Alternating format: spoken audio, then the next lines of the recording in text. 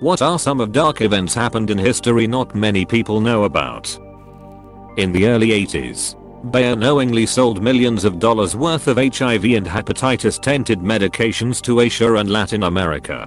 These countries didn't have laws to prevent the proliferation of tainted drugs. Thousands of people died as a result. It was hardly mentioned on any news platforms. Link B/UJF7MTFJTBW. Once in the 70s, a film crew was filming an episode of The $6 Million Man, and they were shooting at an amusement park funhouse kind of thing. A stagehand was moving what he thought was a prop wax figure on a noose, only for one arm to fall off, revealing human flesh and bone underneath. After an autopsy, it was revealed to be the 60-something-year-old corpse of an old Wild West outlaw that had been taxidermied to an extent. Edit. Thanks for the award. A lot of Salmonella fans. Huh. The ideal maternity home here in Canada. From the 1920s till the 1940s, they took in babies from unwed mothers and they were selling them especially to desperate Jewish families in New Jersey. Adoption was illegal in the US back then. It was later discovered that the people who ran this business would starve the unmarketable babies by feeding them only molasses and water. The babies would last around 2 weeks on this diet. They put the corpses in wooden box often used for butter, and that's why the victims are called the butterbox babies. The boxes were either buried on the property, or at sea, or burned in the home furnace. The parents who gave their child to this maternity home would go back and see how their child is doing, but were told the child has died when in fact it had been sold to adopting parents. Between 400 and 600 died in that home and at least 1,000 were adopted, but sadly, the adopted babies often suffered from diseases because of the unsanitary conditions and lack of care at the home. The Cadaver Synod. Basically, the Pope had a previous Pope's corpse exhumed, so the corpse could stand trial for something made up. So they dug up his bloated 7-month-old corpse and convicted him, retroactively nullifying his papacy. Then they dumped his bloated and convicted corpse in a river. The people got pissed and overthrew the Pope, who was strangled in prison. The next Pope came along and had the corpse collected from the river and its papacy posthumously reinstated. 897 was a crazy year. During Prohibition, the government funded and led an operation to release barrels of alcohol that they had poisoned to make people sick and shy away from bootleg liquor. Lots of people ended up dying, but people still drank more than ever. Highly recommend the book The Poisoner's Handbook for more information on this and other interesting Prohibition-era chemistry escapades. The Halifax explosion. Regarded by many as the biggest man-made explosion prior to the invention of the atomic bomb, a ship laden with explosives collided with another vessel in Halifax Harbor. The resulting explosion flattened much of the city's downtown core, killing roughly 2,000 and injuring 9,000.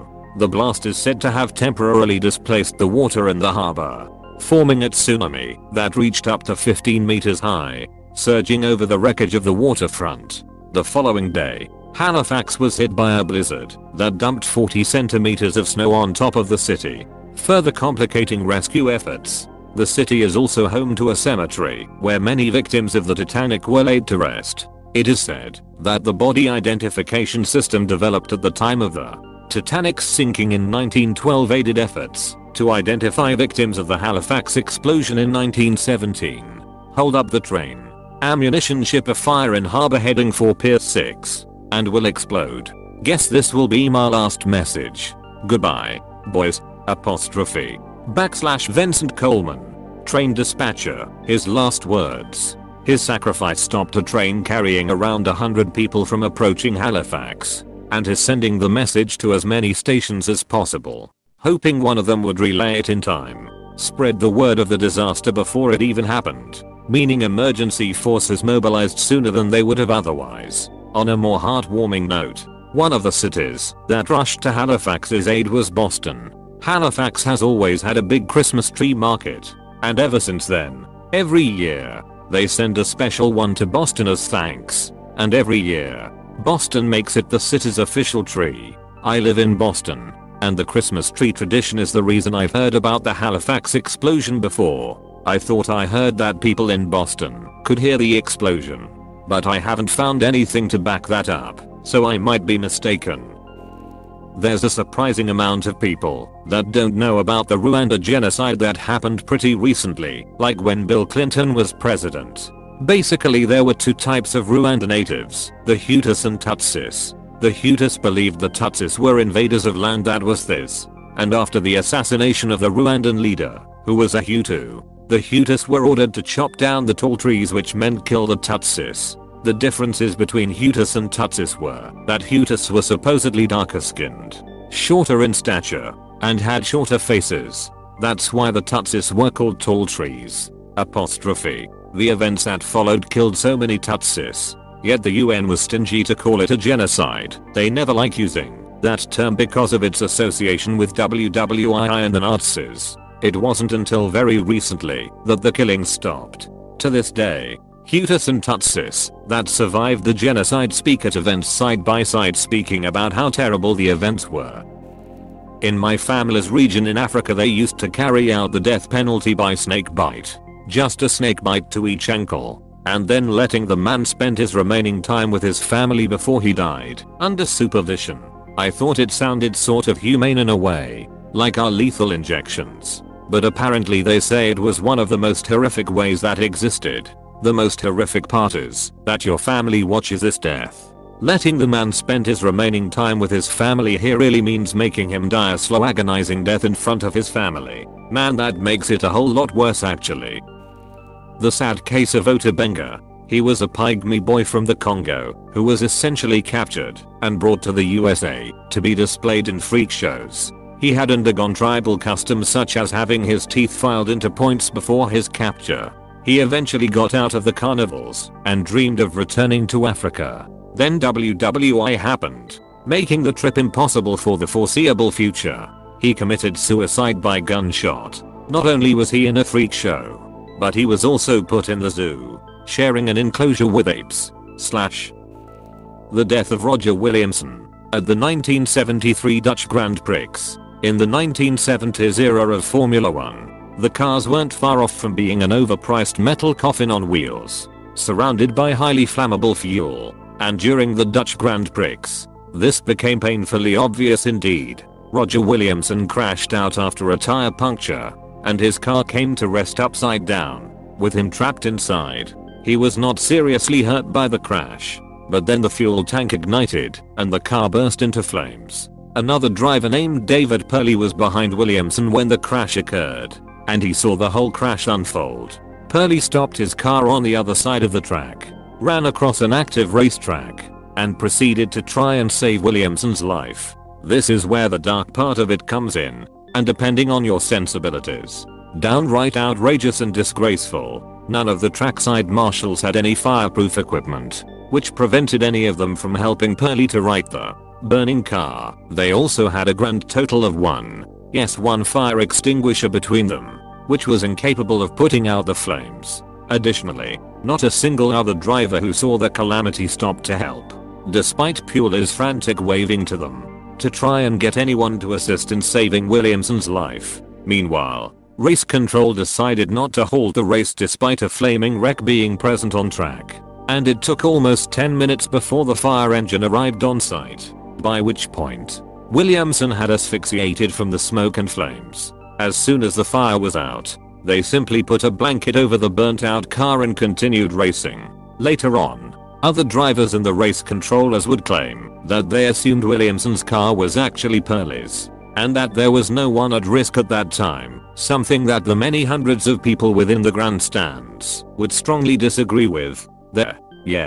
Williamson burned to death right in front of a grandstand packed with spectators, who all got a front row seat to watching Williamson die before their very eyes. So there you have it, a young, promising driver slowly being burnt alive over the course of 10 minutes, a second driver desperately trying in vain to save his life, a group of marshals woefully under-equipped for the job, indifferent drivers, incompetent race control, and a disaster which shook Formula 1 to its core. As a result of this debacle, changes were made to try and avoid this type of event occurring again in the future. The biggest change was the mandate that marshals should wear fireproof clothing, and it was also noted that drivers were more willing to stop at accident sites to assist in rescuing fellow drivers. This was most clearly seen during the 1976 German Grand Prix at the Nürburgring Nordschleife, where Guy Edwards, Harold Ertl, Brett Lunger and Arturo Merzario all pulled over to assist in getting Niki Lauda out of his burning Ferrari after the infamous crash that took him out of the German, Austrian and Dutch Grand Prix. This is what was so scary about Bahrain last year, knowing what had happened and no cameras on the wreck. So glad Grosjean came out relatively unscathed. I saw that crash live, and it was terrifying. I was massively relieved to see Grosjean emerging from the flames and into the ambulance on his feet. In the 1920s, the Osage Indians, Oklahoma, USA, discovered one of the largest oil fields on Earth. They went from being poor to being the richest civilization on Earth overnight. Imagine Jeff Bezos, Bill Gates, and Elon Musk living on the same street. The Osage were building mansions, hiring servants, driving exotic cars, and the women were marrying white men as trophy husbands. It wasn't long before people started moving into town and exploiting them. Slowly, one by one, they began being murdered. By the end, hundreds had died. The men were hiring people to kill their wives. Lawyers were drawing contracts to transfer oil rights and tricking the Osage into signing them. It was so crazy that it led to the birth of the FBI. This was one of their original investigations and is still largely unsolved. Martin Scorsese is currently writing/directing a movie about it. It's going to be based on the book Killers of the Flower Moon, which is where I learned about it. Super interesting read. I moved to Oklahoma at 9. I'm turning 31 next month. I've taken Oklahoma history twice, and I didn't know about this until now. I knew Osage was a tribe but nothing at all about any of that. I'll be looking it up now. The Radium Girls. In the 1920s, they worked at a watch company painting the hours on the watches using radium, a radioactive element that glows in the dark. They did this with no PPE and weren't told radium is dangerous. Meanwhile, the chemists had full PPE and worked in a sealed environment. Worse, they were instructed to lick the tip of the brush to make a very fine point. Some of them would paint their nails or their teeth with it for fun. When they went out at night, they would develop cancer whenever the paint touched, and many of them had such decay in their jaws that their mandibles had to be held on with bandages. Edit. Apparently there's a new movie about this, as many redditors have helpfully pointed out. It's still an ongoing problem in the area too. I used to do radon testing for home inspections there, and it's not a safe place to live. Worst I saw was a condo on the edge of a golf course. They donated the radioactive leftover fill to make parks. It tested at about a 13.2, and the legal limit was 0.6. The massacre of Kalavrita. It is a village's Greece. The Germans entered it and rounded up all the male villagers in a field. They then shot them all with machine guns. After that they got the children and women and put them in the church. When everyone was inside, they locked the doors and set fire to the church. Around 20 minutes into the burning, a German soldier couldn't take it anymore and opened the doors. Around half of the people escaped the fire, but the rest perished. The German soldier was shot for this, and if you go to Kalavrita today, his name is on the memorial. No one was punished for this apart from the leader of the division, who I was told by my grandmother that he died in a gulag, but everyone else got away with it. It is sad that no one knows about this, as things like this happened all over Greece and Russia and Poland. I only know about this because my great-grandmother was one who escaped in the church. This massacre was in retaliation for the villagers supporting the local resistance force, which had recently killed about 10 Nazis. Kuk-K, or the chicken poop prison in Thailand, used by French forces to hold political prisoners, rebellious Thai people, in the Chanthaburi region. The long-standing impacts of this much-feared torture are still felt in the region today. There's a Thai saying for those who buck authority that roughly translates to be careful not to get caught in a chicken poop prison. I learned about this prison from my parents, who learned about it from Thiz. Underscore underscore underscore underscore underscore underscore underscore underscore underscore underscore underscore underscore underscore underscore underscore underscore underscore underscore underscore underscore. How it worked was there was a small 2-story prison.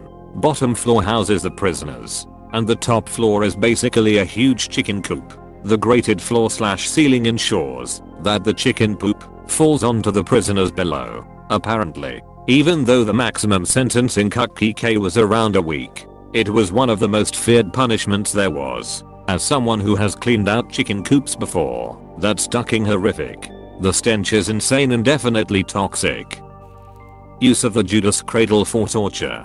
The Judas cradle was a pyramid-shaped seat set up high where the victim would be seated on the pinnacle, while tied. The pyramid point would penetrate the victim's anus or vagina, and the sheer weight and movement of the person would slowly help it penetrate more. The torturer would sometimes add weight to the victim's legs, rock them, or add oil to the pyramid to increase the pain and quicken death. Link: thiscarachumba.com/Judas cradle/.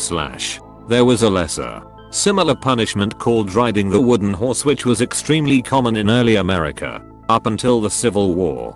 I even remember seeing it referenced in some founding fathers' letters. Once the predominant punishment for theft crimes especially. You just make the person straddle a wooden ledge, often part of a bigger structure, to look like a horse, and can put weights on their feet, so the wedge will cut into their inner thighs over time.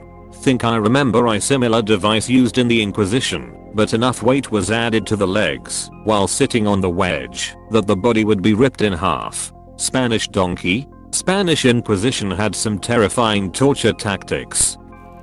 Croatia's Ustachas. Sick radical methodicas. An Ustacha that isn't able to take out a baby from its mother's womb with a blade isn't a good Ustacha. Antipavelic. Some of their most horrific crimes were burning babies in front of their parents, mangling kids from 0 to 14/0 with axes, raping girls in front of their mothers, cutting off the ears and noses of their prisoners while being alive. Even the Nazis were horrified by these guys' methods.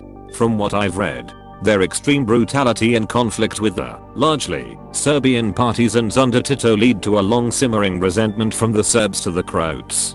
Tito managed to keep things relatively under control, but people have argued that the animosity between the two was a contributing factor in the brutality of the breakup of Yugoslavia. Reading about what the peacekeepers found during that breakup is just horrifying. It's the kind of thing you'd learn about in school that a king ordered hundreds of years ago, not a few decades. The Cambodian genocide. You could have been killed just for wearing glasses, therefore being an intellectual. At least this was the Khmer Rouge logic. The prisoners were tortured so badly that they tried to commit suicide in every possible way, even by using some spoons. The executions used to be like this. The prisoners were put on a straight line, and to the second prisoner was given an object like a shovel or a hammer which he had to use to kill the prisoner in front of him. Then, the same object was given to the third prisoners, and the cycle would repeat until there was nobody alive except for the last prisoner on the line, who was then killed by the guards. Since many medics were killed or sent to work as farmers, the local regime used child medics to conduct experiments on the prisoners. They used teenagers with no knowledge of Western medicine to experiment on people without anesthesia. For example, they opened one person's chest just to see his heart beating. Imho. This shit is even worse than Unit 731. The January 1945 sinking of the MV Wilhelm Gustloff. It was a German ship carrying fleeing Germans from the Eastern Front to the west through the Baltic Sea. It was sunk by the Soviet Navy shortly after setting sail. The total death toll is unknown, but estimated at over 9,000, since there were so many stowaways. It is the worst maritime disaster ever, several times more than the Titanic.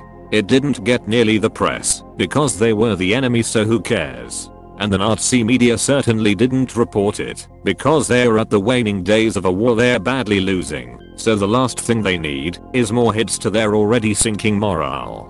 Overall, I think it's not really taught how the Germans were actively fleeing the Soviet advance and trying to surrender to the Western Allies. The Children's Blizzard. It occurred in January 1888 on an unseasonably warm day. The weather was nice and many school kids were tricked into not wearing coats or jackets to school, some only in short sleeves, while the kids were in class. The weather outside changed dramatically from warm and sunny at noon to dark and heavy like a thunderstorm, with heavy winds and visibility at 3 steps by 3 p.m. Children left school to go home, and do their chores. This was in Minnesota, and were expected to milk the cows and do whatever else was involved in the family farm. But they got lost in the darkness and snow and the wind, and many froze to death in their town, just yards from houses or other sources of refuge. 235 people, mostly children, died. Link: wikipedia.org/wiki/schoolhouse_blizzard. There is a novel about the blizzard out now, and there is a non-fiction book about the event as well. I think they have the same title.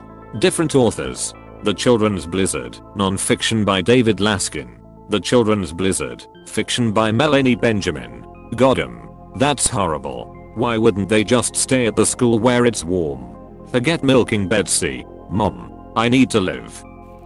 Human experimentation by Japanese Unit 731 during WWII. Committed primarily against innocent Chinese civilians. Nothing I've ever heard of in my life, including in fiction, is darker than the horrors committed for years by Unit 731, a military biological and chemical weapons research division of the Japanese Imperial Military. There's not enough room in a Reddit post to list half of it, but here's a taste: dissections of living babies, pregnant women, etc. without anesthesia, also known as a vivisection, usually after they had been deliberately exposed and left to suffer from horrible diseases, chemical and biological weapons, and so on. Freezing limbs off of victims. Horror movie sadistic surgeries involving cutting off limbs and attaching them to the wrong sides of a victim, or removing organs and connecting the tubes back together without the organs to see what would happen, such as running the esophagus straight to the intestines with no stomach in between. Not to mention the fact that the victims were routinely raped and tortured for the sake of rape and torture, without even the flimsy excuse of science being conducted. And we're talking about thousands upon thousands of victims, usually hapless Chinese civilians, political prisoners, POWs, and the homeless, over the course of years in huge facilities with thousands of staff committing these atrocities. The icing on the cake: General MacArthur and the rest of the US government found out about it when they captured Japan, and they granted Unit 731 immunity for their war crimes, so long as they share their findings with America and only America. Many of the former Unit 731 members even went on to have very successful and profitable futures in Japan after the war. Edit: based on a couple of the comments I've gotten where people are making judgment calls about the modern day Japanese for this, I'd just like to make clear that I hold no prejudice against the Japanese, and am certainly not encouraging others to. Every country and people has truly horrific pasts, and almost all of them sweep it under the rug as best they can. Even in our generation, we can argue that torture conducted by US soldiers in Guantanamo or Abu Ghraib, for example, aren't half as bad, or were more justified. But ultimately torture is torture and sadism is sadism. A culture or government that begins to permit such things and justify them is well on its way down the spiral with enough motivation. Let's not fool ourselves into comforting racism or nationalism that our countries or people are incapable of atrocities of our own.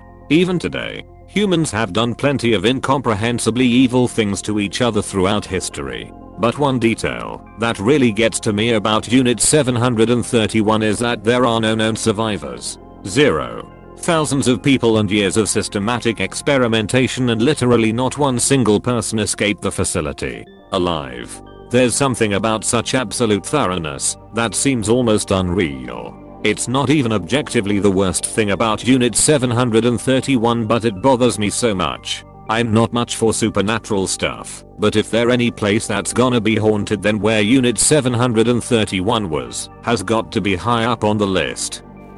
You know Jameson whiskey? Well, a long ass time ago in like the 19th, one of their family heirs fed a little girl to cannibals. Like legit went and bought a little girl in the Congo as a slave and brought her up to a cannibal tribe because he wanted to see them. Sick duck drew pictures of it and shit as it was happening.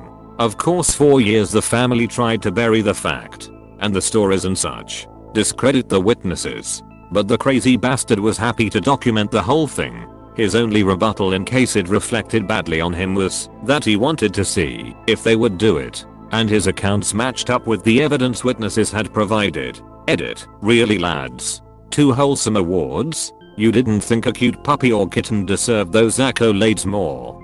The hell is wrong with you people? Damn. Ed never heard of that one. He bought that little girl for the price of 6 handkerchiefs and then watched her get butchered alive for fun. Sickening.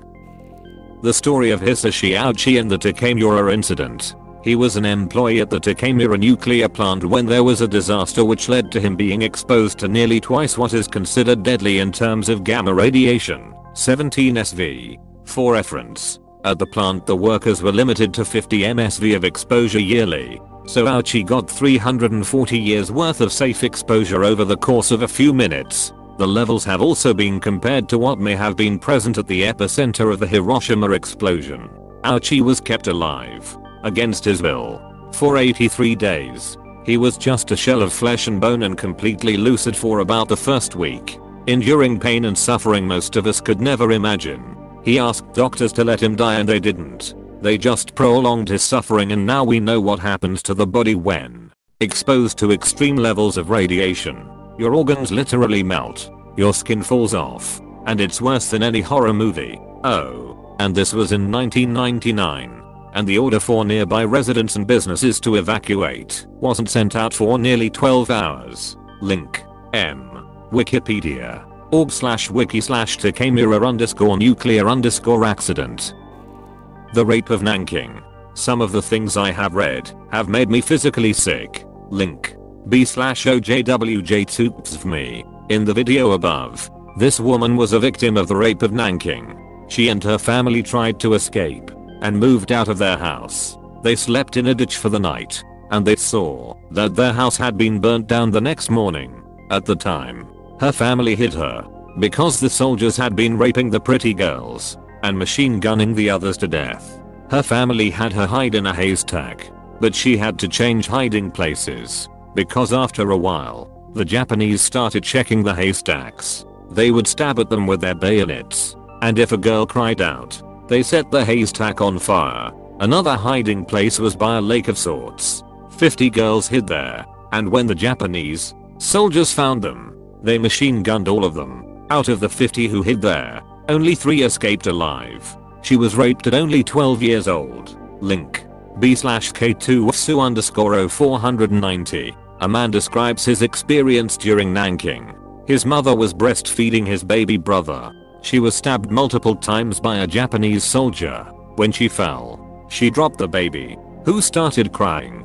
When the Japanese soldier saw the baby, he stabbed it through the buttocks with his bayonet. His mother wanted him to find her baby, so he looked for his brother. His brother was surprisingly still alive, and his hands and feet were covered in blood from crawling over the bodies. He gave his brother to his mom, who breastfed him in her last moments alive. At the time, this man was 9 years old. There are millions of stories like this from the Japanese occupation that we will never hear. It's hard to believe that human beings could succumb to such savagery. Oh my god. That solar eclipse on August 2nd, 11:33. It was only dark for a little while, though. Awarded because after about 2 hours of scrolling through mind-numbing atrocities, I laughed out loud here.